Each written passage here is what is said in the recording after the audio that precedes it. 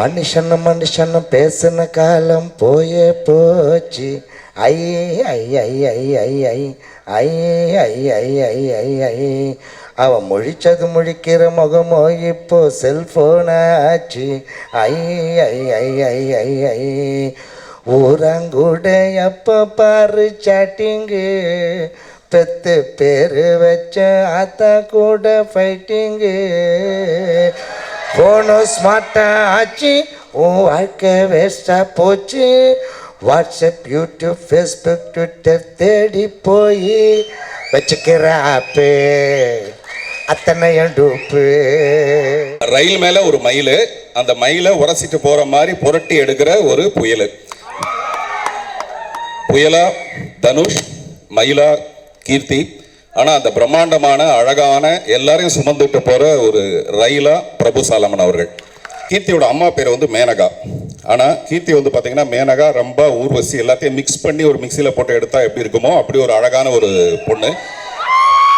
அதில் பிரச்சனை என்னென்னா, இப்போ கீர்த்தி கிடைக்காத படத்துக்கு சுரேஷை வச்சு நம்ம எடுக்க முடியாது. அதனால் இந்த மாதிரி அழகான பெண்ணுங்களை பெற்றுக்கிற அல்லது நடிகைகளை பெற்றுக்கிற அப்பா அம்மா என்ன பண்ணணும், கொஞ்சம் கஞ்சத்தனம் இல்லாமல் குடும்ப கட்டுப்படம் பண்ணாமல் ஒரு 1/2 டசன் 1 டசன் இந்த மாதிரி நடிகைகளை பெற்று போட்டால் நம்ம எல்லாரும் படம் பார்க்கறதுக்கு வசதியாக இருக்கும். அப்போ ஷூட்டிங்கில் இருந்தாங்க இது என்ன மாயம். அப்புறம் நான் ரொம்ப விசாரித்து பிரியதர்ஷன் சார் படம்லாம் பண்ணியிருக்காங்கன்னு ஸ்கிரிப்ட் சொல்கிறப்ப சரி ஆட்டிடியூட்ஸ் அவங்க பேசுகிறது எப்படி இருக்குன்னு தெரிஞ்சுக்கிட்டு, ஆனால் ரொம்ப அதாவது ஒரு தமிழ் பேச தெரிந்த ஒரு மலையாளம் பேச தெரிந்த ஒரு கதாபாத்திரத்தை வந்து அழகாக நிறைவு செய்தாங்க.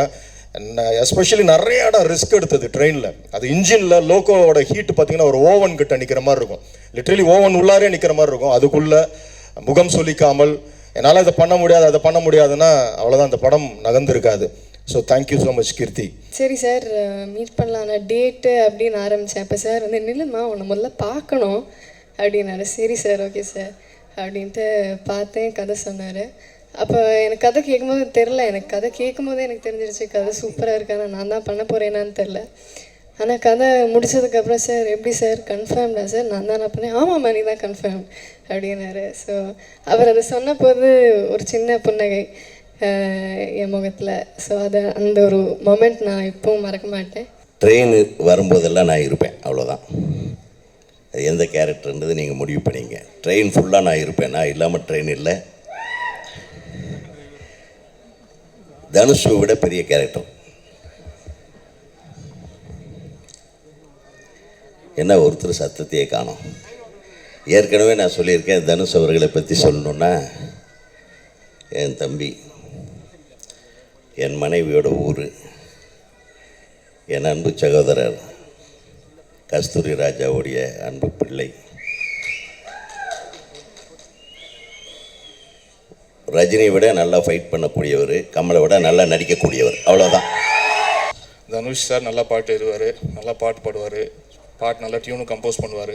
நம்ம அதெல்லாம் தாண்டி பண்ணுறோமோ இல்லையோ அட்லீஸ்ட் அவருக்கு ஈக்குவேட் பண்ணி நம்ம சாங்ஸ் போட்டுடணும் அப்படின்றதுல நாங்கள் ரொம்ப கவனமாக இருந்தோம். ஸோ அதெல்லாம் வந்து வெற்றி அடைஞ்சிருக்குமா இல்லையான்றது நீங்களாம் சாங் கேட்டுட்டு தான் வந்து சொல்லணும். இந்த மாமனிதர் கடின உழைப்பு எத்தனை வருஷம்னு தெரியும். ஏன்னா 2 பேரும் போய் ஒரே கதைக்கு தான். அவர் கிங் ஆக்சுவலாக விக்ரம்க்கு ஒர்க் அவுட் ஆகிடுச்சு, எனக்கு ஒர்க் அவுட் ஆகல, காதல் கொண்டேன். But Salman sir, I know how heart he works. Same thing about my brother. ஒரே வார்த்தை தான் என் தம்பியை பற்றி, தம்பியுடையான் படை கஞ்சான்.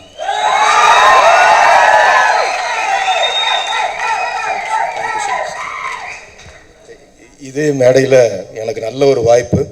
கும்கி முடிஞ்சோன்னு ஆனந்த விகடன் ஒரு இன்டர்வியூவில் சார் நீங்கள் சொன்னது எனக்கு உண்மையிலுமே என்னுடைய ஒவ்வொரு விஷுவலும் பார்த்து பிரமித்த படம் கும்கி.